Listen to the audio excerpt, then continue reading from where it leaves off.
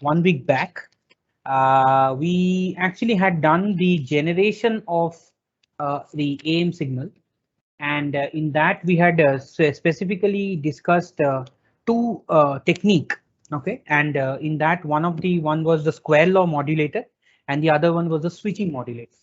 And in that we have observed one thing very common, that for the generation of AM, the primary need, I would say, the element that is absolutely essential, and that is the nonlinear device. And in most of the cases, at least for the time being, whatever we are discussing, we will restrict our nonlinear device to be the diode. And we have observed that for both the cases, like both in case of square law and the switching modulator, the diode has been used in a very different way. I would say in one it was used as a switch. In another one, it was primarily used as a square law device where the output was squared to that of the input, if you remember. So in that way, we found out that some specific type of expression, just like this, I'll share the screen now so that it can recap a little bit, because 1 week's time is there. So I don't know how many of you went through the detail. So the final outcome of the square law that we had discussed, square law, the final outcome V naught T, which was given by something like A EC. Okay, and there was a bracket 1 plus 2b by a x of t cos of 2 pi fc t. So this was the final expression that we obtained for a square law modulator, and I told you that this is similar, or it can be related to the conventional equation of AM, which is ST EC 1 plus mxt cos of 2 pi fc t. So ideally, this is the, if you compare that, this constant part or the amplitude part is basically a amplitude or amplified version of the same carrier signal you're receiving. Even in the right hand side, this part is a standalone carrier wave, which is also there over here. And finally, we can obtain that the M part of the modulation index can be compared to this 2b by a, where b and a are the constants for the square law device that we are using. Okay, so this was the square law element. And on the same way, if you recollect the switching modulator, if I consider the switching modulator, where it was working as a switching device, the final outcome, or V naught T, was given as EC by 2 1 plus 4 by pi EC xt cos of 2 pi fct. So again, if we compare again, you can observe that here the amplitude is actually getting divided by half, and also the M portion is actually something of this nature. Okay, and the rest of the things are almost the same. So this is how we are generating it. And if you remember, I told you that in all of this generation as well as in the demodulation, the other half of it, you will observe that there are low pass filters or high pass filters. Not high pass filter, actually there will be low pass filter only, which will allow to pass the low frequency signal. So if you remember, again, go back to the previous classes, that the message signal will always have a less carrier frequency compared to the carrier signal. So the message signal will always have a frequency which is much smaller. Okay, so that's why the low pass filter will primarily be used as the filter in the case. Now, coming to the discussion for today, what we are going to start, and that we need to finish off as early as possible, and that is called as a detection of or demodulation of AM, which is the opposite to that of the generation. So it is detection of AM wave or demodulation in that. So as I told you in the very first few classes, while we were discussing the transceiver system, if you remember, I told you that whatever happens in transmitter, the demodulation or the detector or the receiver, we will just have the opposite to that of what happens in AM, in the transmitter. So it is a kind of a replica of the same thing. So it's a reverse process that needs to be done. So here we need to extract out the message signals or the modulating signal from the modulated signal. Okay, so ideally we need to come out some way where we can get out that xt component from our for our calculation. Okay, so that is the main target. So in that order for AM, the two basic common demodulator or detection circuit that is used, one is called as the same name, which is called as square law detector. Okay, so just like we have square law generator, we have square law detector, and the second one is something a little different, which is called as envelope detector.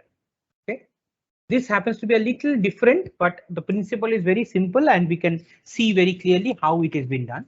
So after discussing this detection, we will complete the AM modulation whole. Okay, so pay attention to this and let us discuss this, because if you have understood the generation, the detection also part is not that difficult. Okay, very simple, same direction. So the first thing we discuss is the square law detector. So how will it work? It will look something like this. Please follow this diagram. So we have first the AM signal. So remember, this is at the receiver we are doing. So the AM modulated signal is actually fed as the input. So let us make that as V1T. Now this is basically the square law device, which happens to be square law device, which happens to be the diode kind of a circuit. Okay, so that is again the square law device, and simply we will put some kind of a low pass filter over here, and we will generate the output V0T, which should be somewhere containing the XT component only. That is the message signal. And this LPF, if I happens to just focus on this is nothing but a combination of resistance and capacitance. As I told you, the filter bank theory itself indicates something like this, but it's beyond the scope of my discussion. So it ideally would look something like this. Okay. Oh, sorry. This is capacitor. Yeah. So it's an RC capacitor which is connected to it. So basically it's inside. This is inside the LPF. This is some kind of an arrangement which is there, which we don't need to focus on at this point. Now the importance of the square law device, as we know, that if suppose this output is V2T, okay, the intermediate output. So V2T will be nothing but A V1T plus B V1 square T. If you remember, I told you again that square law device will always have a input output relationship in the quadratic nature. Okay, so same way we are generating this V2T as like this. So if I happens to write V1T, let's see what was V1T. Okay, just stop me if anywhere you find difficulty. So this is in general, the expression 2 pi fct.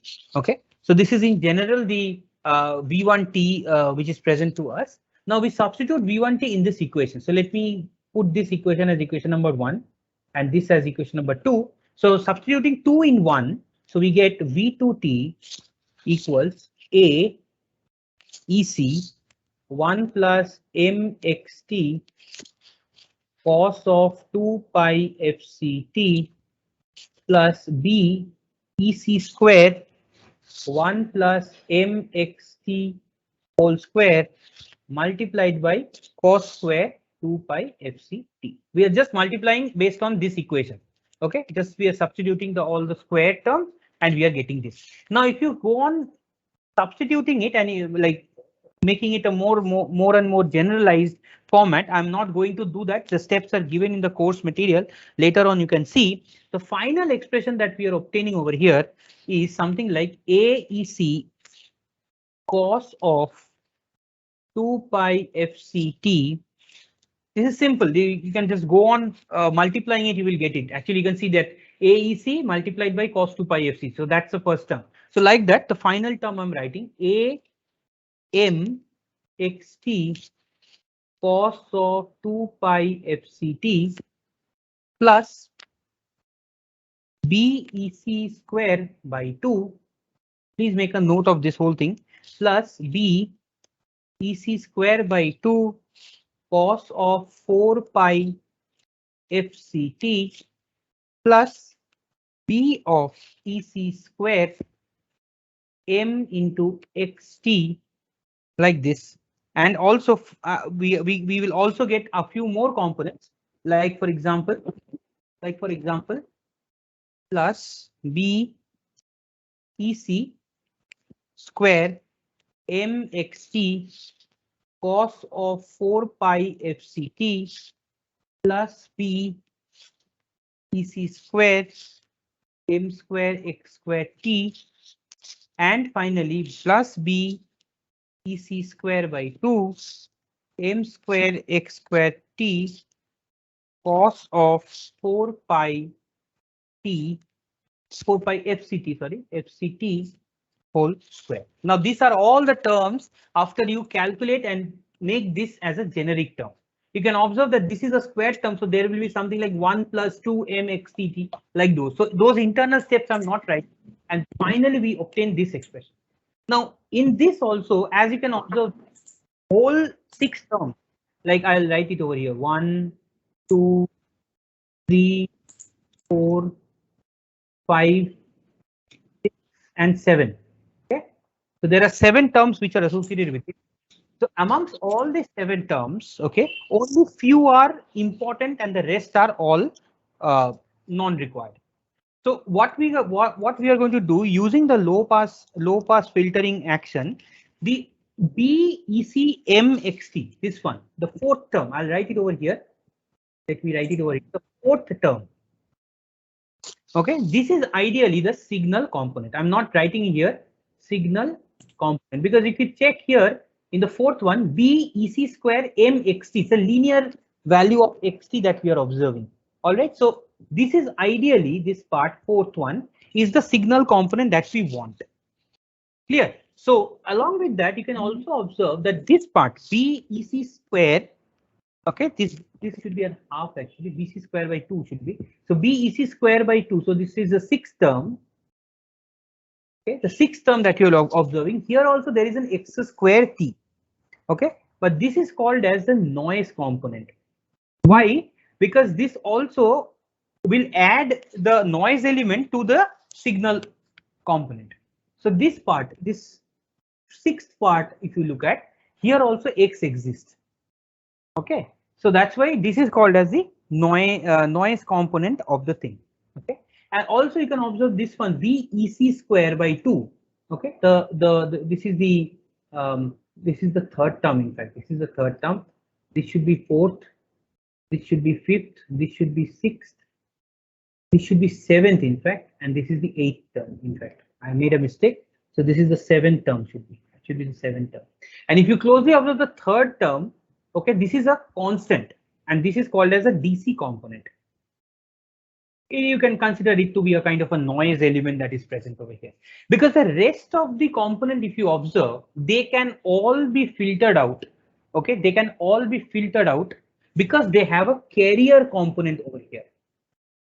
You can see, you can just check here, carrier component.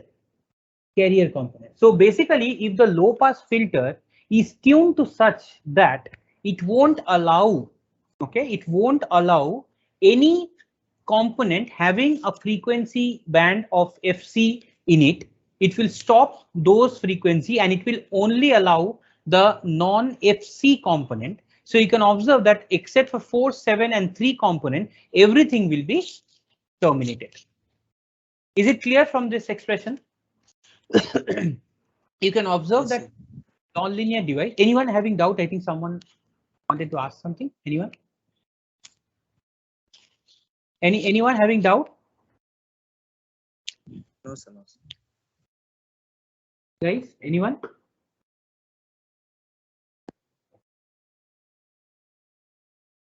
Guys, I need some response. No, can you hear me, sir? My voice is audible. Yeah. Yes, sir. No. Do you have any? No, sir. No, sir. No, sir. All right. Excuse me. Yes, sir. Yes, tell me. Sir, in the second component, won't we get an EC component like in the? Yeah, I think I mistook it. Yeah, I think this is the second component, right? So let me go back a little bit. Maybe I'll go to the derivation a little bit. So AEC cos 2 pi FCT or AEC cos. Okay, that's the first term. So this should be AEC MXT cos 2 pi. Yeah, that definitely that should be an EC. Yeah, I mistook it. In fact, that's correct. That's correct. In fact, I am. This is fine. This should be 2mxt somewhere. So in between there is another step actually 2mxt. So that is taken common and all. That's what I have missed. Anyway, yeah, that's correct. The EC thing is correct. But what I meant is that for the all the other component, since FC is there, and as we know that FC is sufficiently greater than FM, so the filter will filter out all the components apart from this. So the only three components that will be left is the DC component here, the component BEC square MXT, that is also only belonging to the signal component, and the other one is BEC square M square X square T. So that is also a significantly low noise component that will get added up. So ideally what we are observing, that using the filter action, the output, if I consider the final output,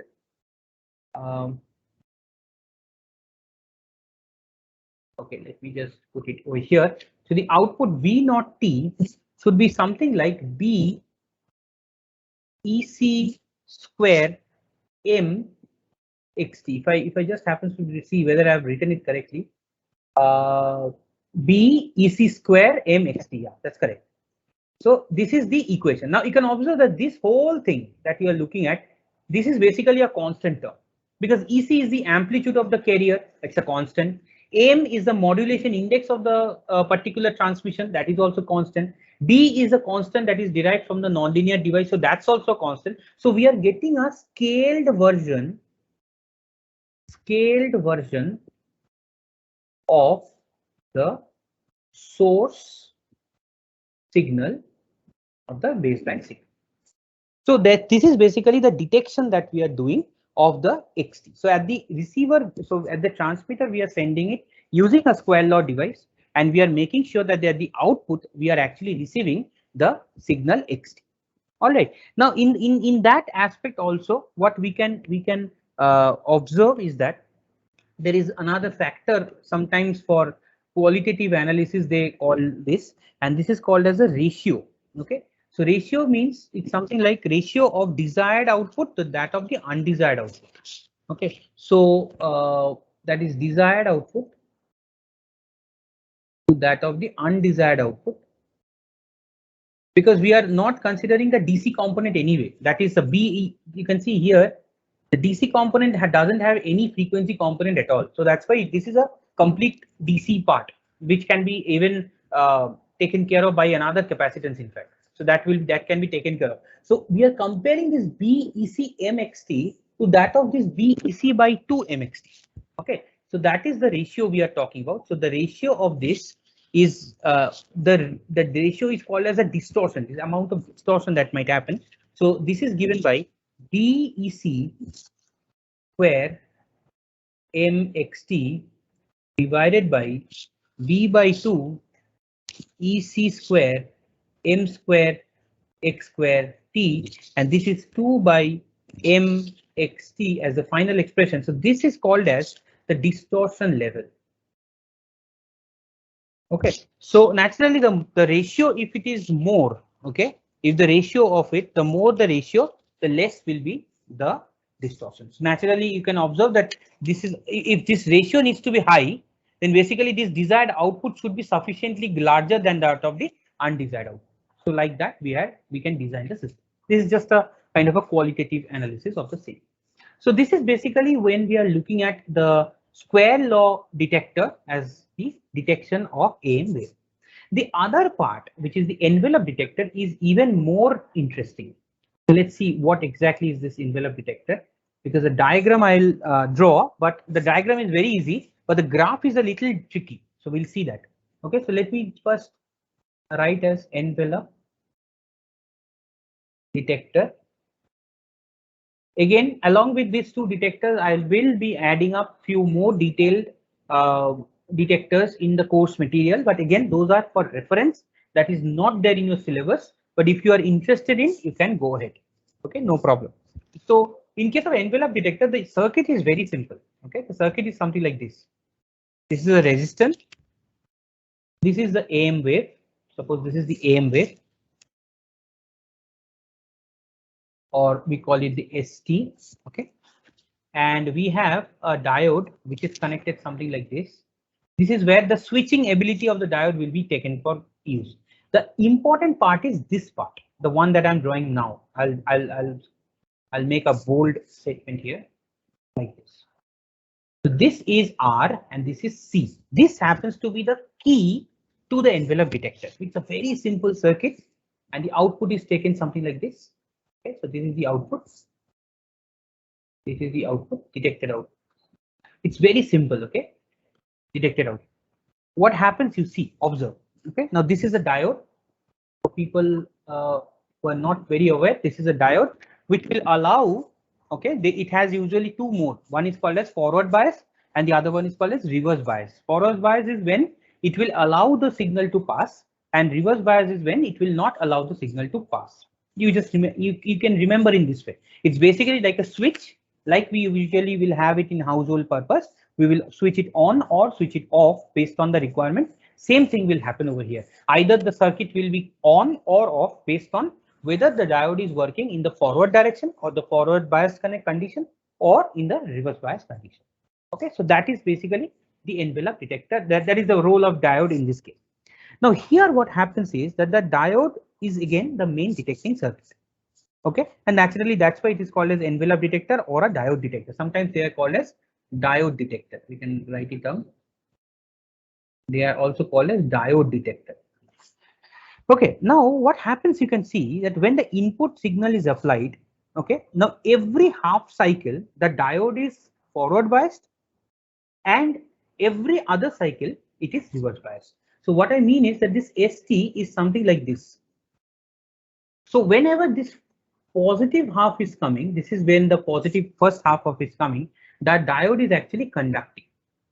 Now, when the diode is conducting, listen to this very carefully. Okay, when the diode is conducting over here, what is happening? That the charge is coming like this.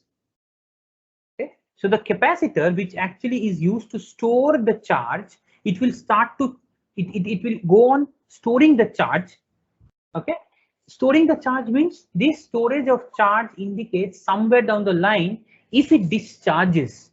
So one word is charging and the other term is discharging.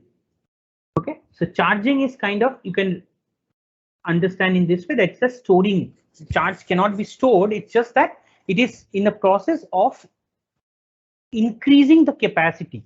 Okay, so in a way, so whenever this diode is conducting, whenever this is happening, the capacitor is showing a short circuit. So in this, through which the capacitor is getting charged.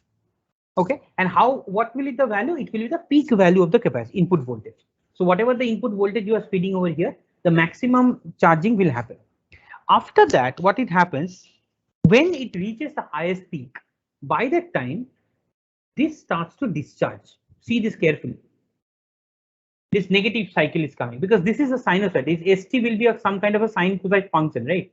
So for the positive half, when it is in this particular phase, positive half, diode is conducting, capacitor is getting charged to the peak value of the amplitude. All right, and it's storing the charge. Second half, when this phase 2 is coming, at this point, the diode is short circuit, open circuit. That is, it is in the reverse bias condition. If it is a reverse bias condition, so nothing is coming over here. So this is not there. So the capacitor, what it will do, it will start to discharge through this resistor. Okay, so this is the beauty of this circuit. The capacitor will start to discharge, okay, through the resistor. And as it will get discharged through this resistor, if you take the output from this across this resistor, you will get the envelope or the XT that is to be generated. For that to understand, let me just show you the diagram. I think this will give you a better understanding of the same. Now you can observe that this is when the diode is on. Okay, be very careful with this.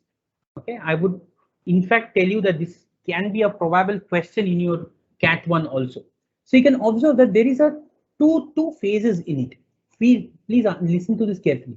One is, if you check, I'll draw it over here like this. One is like this, and the other one is this, like this. Okay, again after some time it is like this, again it is coming like this. Okay, so if I just happens to focus on this bold black color line, it is moving something like this. Now this curve that you're looking at, this is when the diode is on. That is, it is getting charged. How long it will get charged? It will get charged till the peak of the maximum voltage. After that, the signal is getting down. Okay, the signal, that is the AM modulated signal, is coming down because it's a sinusoid in nature. So eventually what is happening, it is discharging over here. You can see this is the diode is off. See, diode is off and capacitor discharges through R, this line. So everywhere you are seeing this downward line, it is basically the capacitor is getting discharged. But eventually what you are observing here, that if I take the approximate this dotted line, check this dotted line. If I go on looking, joining this dotted line, and approximately we are getting an envelope of XT. We are getting the baseband signal back. So you are observing that we are as if joining the peak and the trough. Okay, and accordingly we are observing that this dotted line is almost following. Okay, almost following the envelope, and that's why it is called as the envelope detector. If you remember, I told you in the very first day that if this is what the AM signal or AM modulation would look like, this blue color one is called as the envelope. If you remember on the very first few days when we were discussing this particular diagram, I told you this blue color one is the envelope. Inside the envelope, you are sending the carrier. Just like you remember in this way that when you are sending a letter, you will put it inside the envelope, you will seal it, and you will send it. Okay, so the letter becomes the carrier. Okay, and the envelope becomes the modulating signal. So the same thing is over here. Okay, so that envelope is almost getting back because of this process of alternating charging and discharging by the capacitors.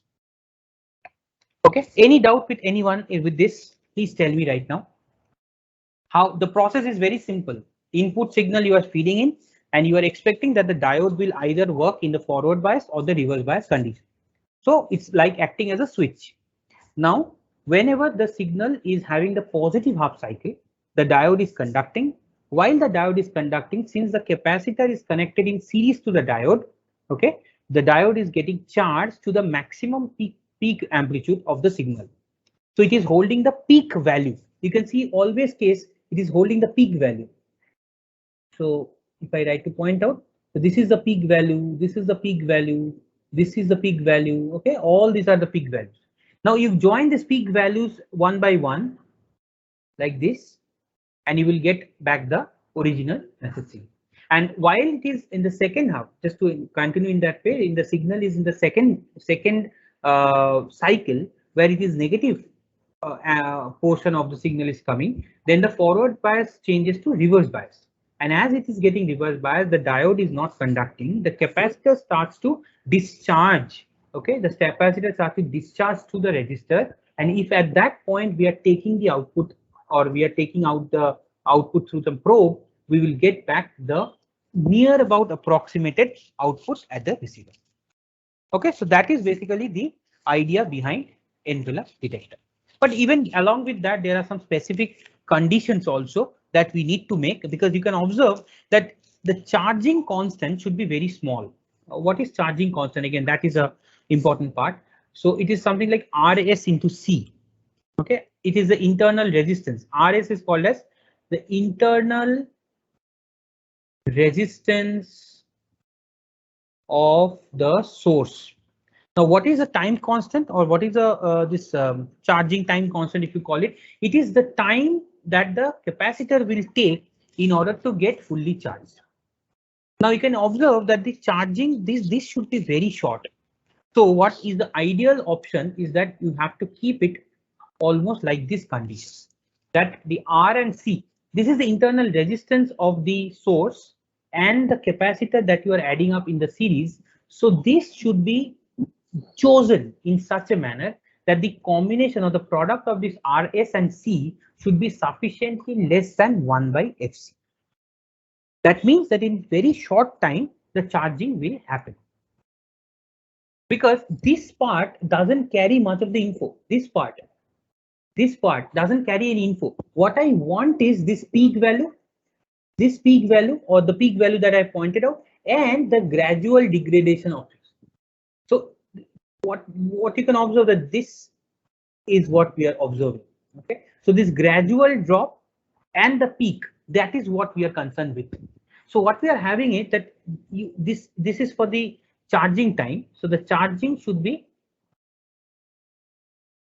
time, I would say, should be very small. On the other hand, the discharging time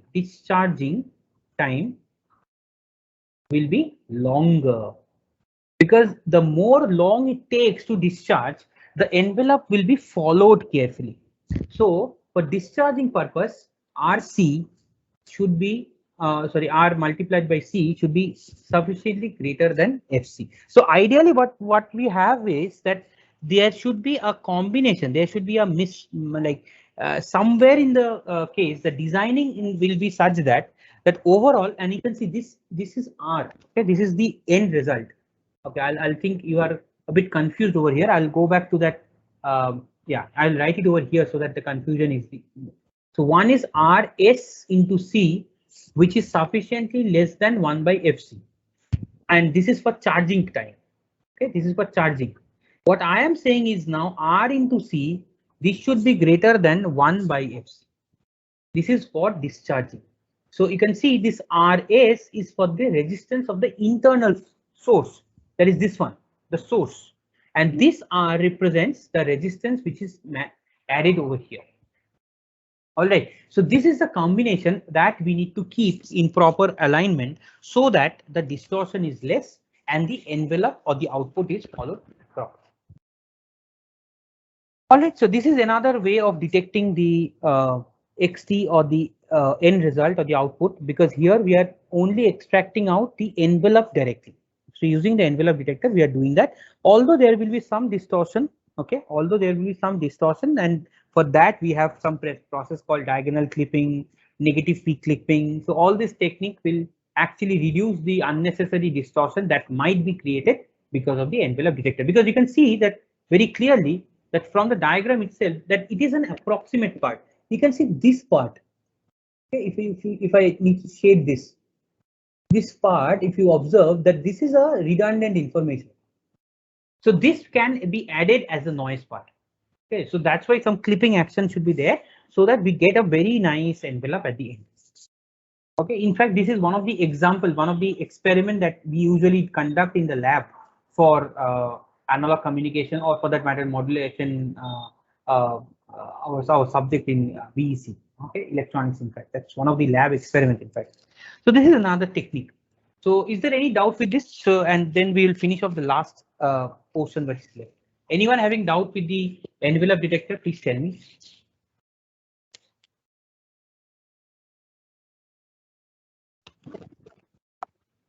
Please, anyone?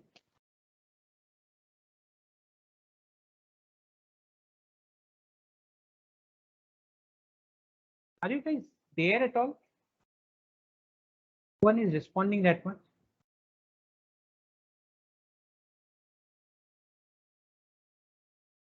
Guys, 33 are there. Yes, sir. We don't have any doubts, sir. Any doubt? Okay. At least tell that, all right. Otherwise, it's very difficult to understand whether you are able to follow it or not. Or at least you are there. So this is the envelope detector. The last one of the case is very simple, but the most troubled one. Okay. And that is called as the synchronous detector. Why I'm introducing this? Because this will be the fundamental detection circuit for the rest of the modulation that is we are going to come. So this is called as synchronous detection. Synchronous, CHRONOUS.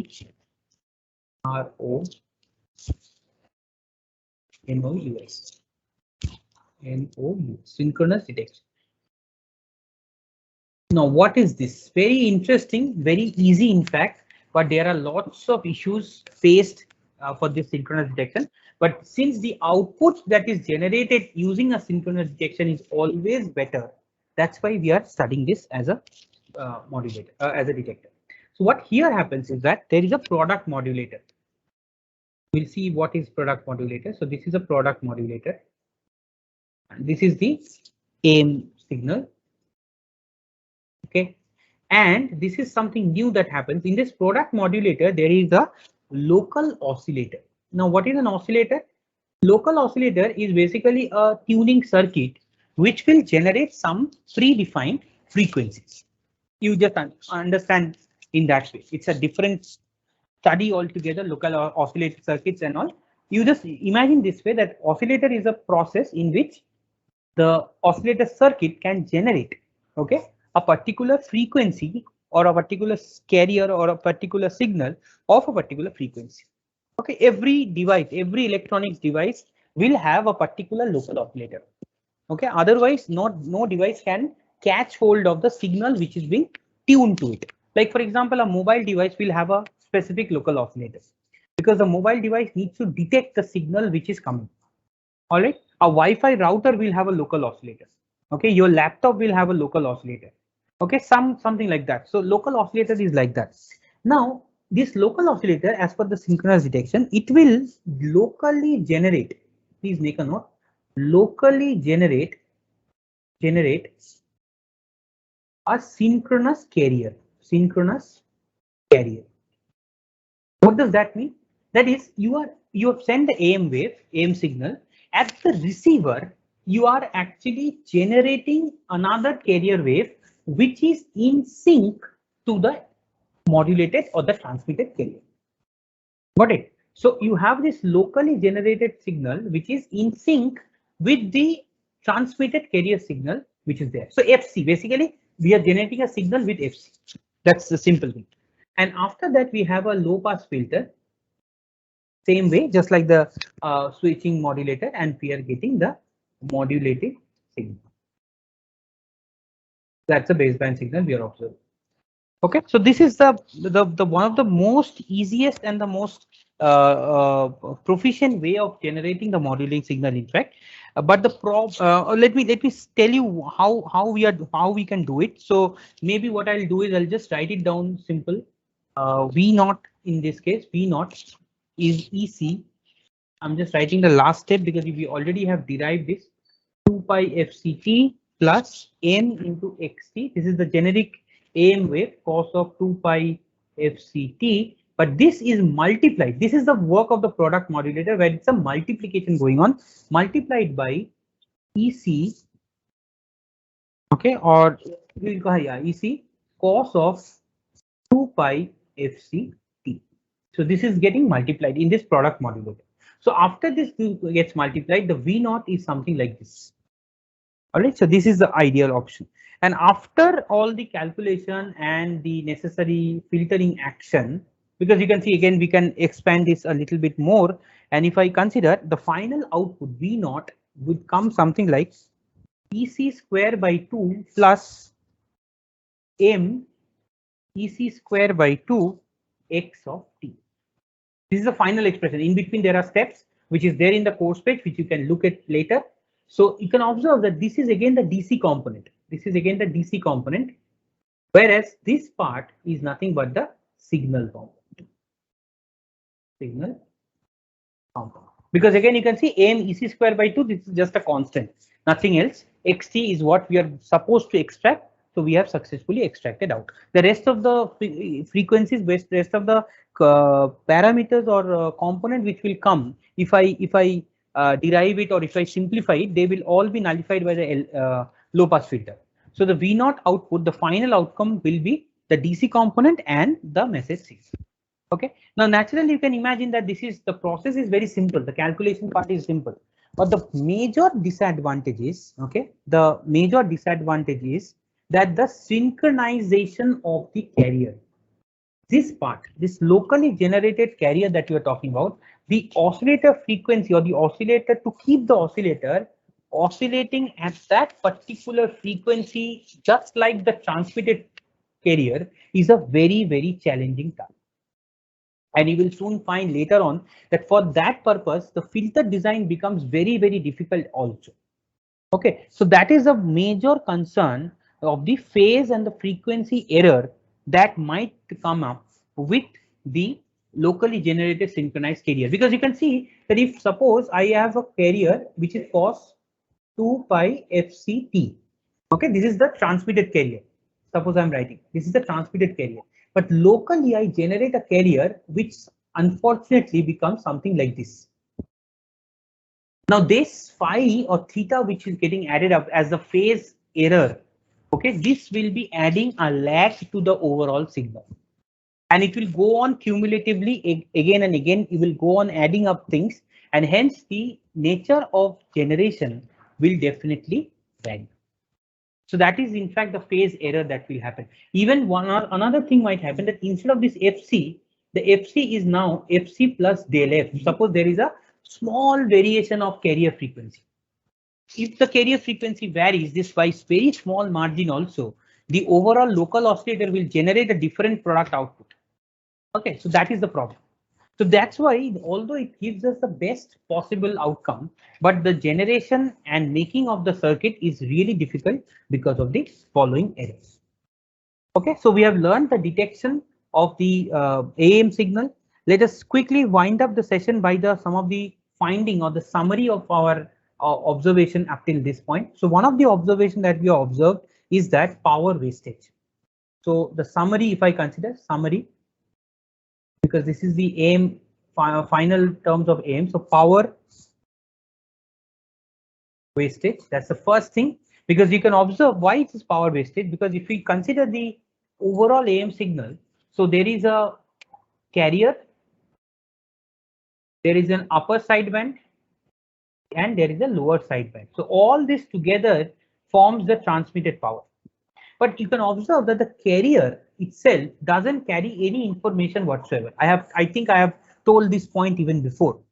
Okay, so this is a significant portion of loss that is happening.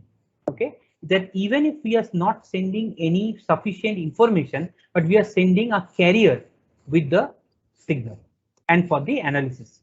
So it's wastage of power. So that's one of the problem. Second thing that comes as a problem, which we have observed, is the bandwidth requirement.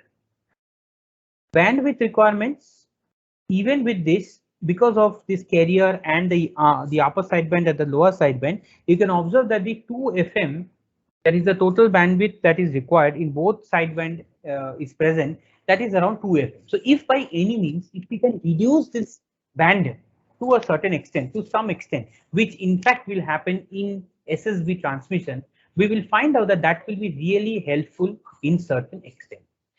So that is another disadvantage. So one is power wastage, second is bandwidth requirement, and the third point is noise effect. What we have observed up till now, until this point, that it is very much susceptible to noise. If you remember all the other synchronous detection, the square law demodulator, the envelope detector, all this detection circuit, which is at the receiver, has a distortion associated with it. Okay, so it's a distortion. So distortion associated with it. And that is dangerous, because when you are sending a polished proper signal, you are actually losing out information because of the distortion. Okay, so we have to find a way in order to clean up, okay, the received signal by some means. So ideally, in summary, we can say that if we can propose a new technique where the power wastage will be less, the bandwidth requirement will be much less stringent, and the noise effect also will be nullified, it will be a better system to the conventional double sideband AM signal. Okay, so in that note, let us finish up on this note, because we are going to discuss the DSB-SC, which is the double sideband suppressed carrier, or the advancement or the betterment to this AM signal in the next class. All right, so let me stop sharing and let me stop recording.